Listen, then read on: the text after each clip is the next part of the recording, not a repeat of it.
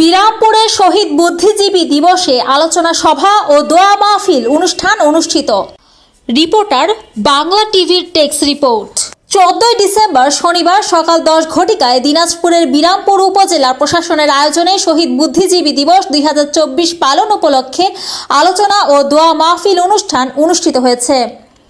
উপজেলা নির্বাহী অফিসার নুজহাত তাসনিম আওনের সভাপতিত্বে একাডেমিক সুপারভাইজার আব্দুস সালামের সঞ্চালনায় সভায় উপস্থিত থেকে মূল্যবান বক্তব্য রাখেন সহকারী কমিশনার ভূমি মিস নাজিয়া নওরিন, উপজেলা বিএনপি সভাপতি মিয়া মোহাম্মদ শফিকুল ইসলাম, দিওর ইউনিয়ন পরিষদের চেয়ারম্যান আব্দুল মালিক মণ্ডল, থানার ভারপ্রাপ্ত কর্মকর্তা ওসি মমতাজুল হক, উপজেলা স্বাস্থ্য কমপ্লেক্সের medical officer doctor Shahriar Parvez, বীর মুক্তিযোদ্ধা হাবিবুর রহমান, বীর মুক্তিযোদ্ধা শফিকুল রহমান, বীর মুক্তিযোদ্ধা শহীদুল ইসলাম, উপজেলা যুব দলের সদস্য সচিব অ্যাডভোকেট মিয়া মোহাম্মদ শিরন আলম, বিরামপুর প্রেস ক্লাবের আহ্বায়ক শাহ আলম মণ্ডল, সাংবাদিক মাহমুদুল হক মানিক, সাংবাদিক নূর আলম, পলিপ্রয়াগপুর ইউনিয়ন পরিষদের সদস্য মোজাম্মেল হক, বৈষম্য বিরোধী ছাত্র আন্দোলনের সমন্বয়ক তন্ময় সাহেবিন রাসিন প্রমুখ।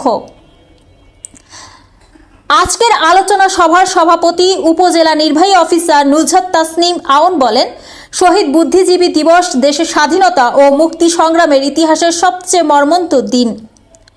এদিন 1971 সালের 14 ডিসেম্বর বিজয়ের উষালগ্নে দেশের শ্রেষ্ঠ সন্তান বুদ্ধিজীবীদের হারানোর দুঃসহ বেদনার দিন। বিজয়ের চূড়ান্ত মুহূর্তে বাঙালিকে মেধাশূন্য করার এই নৃশংস নিধনযজ্ঞ সেদিন গোটা জাতিসহ পুরো বিশ্বকেই হতবিহ্বল করে দিয়েছিল।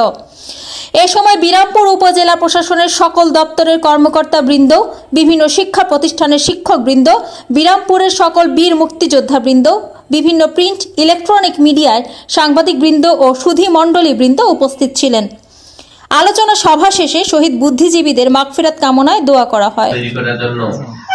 জীবন দিয়েছেন এবং আত্মত্যাগের বিনিময়ে আজকে আমরা সুন্দর একটা বাংলাদেশ করার প্রত্যয়ের রাস্তায় যে চলমান আছে, তারা যেন সঠিক বুদ্ধিজীবীদের তালিকার বিষয়টি জানতে পারে। পাশাপাশি আমরা আসলে নতুন প্রজন্মের সম্মানিত বীর মুক্তিযোদ্ধারা আছেন, আমরা জানি যে বীর মুক্তিযোদ্ধাদের তালিকা নিয়েও আসলে কিছু প্রশ্ন রয়ে গেছে।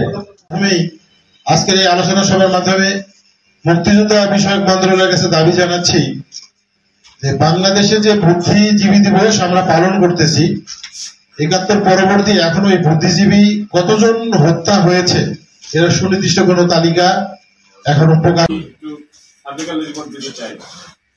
আমি গত মিটিং এর সময় বলছিলাম